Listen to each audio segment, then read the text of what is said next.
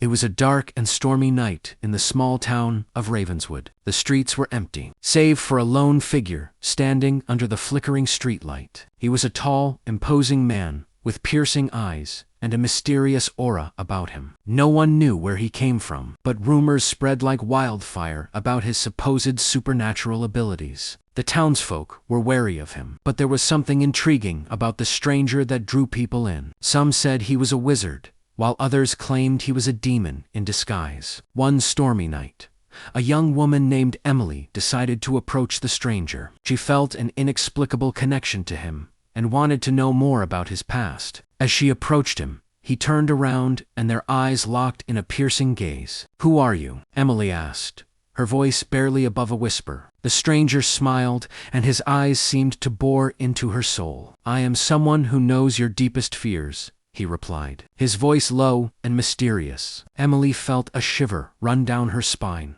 but she stood her ground. "What do you want from me?" she asked. The stranger's smile grew wider. "I want to show you something," he said, holding out his hand. Emily hesitated for a moment, but her curiosity got the better of her. She took his hand, and he led her to an old, abandoned mansion on the outskirts of town. As they walked, the storm raged on outside, but inside the mansion, the air was eerily still. The stranger took Emily to a room filled with old mirrors, and in each one, she saw a different version of herself. "These are the paths not taken," the stranger said, his voice echoing off the walls. "These are the lives you've never lived." Emily felt a sense of longing as she gazed into the mirrors. She saw herself as a successful businesswoman, a happy mother, and a world traveler. But as she looked deeper, she saw the darkness that lurked within each reflection. The stranger's eyes seemed to gleam with knowledge as he watched Emily's reactions. "You see, we are all trapped in our own reflections,"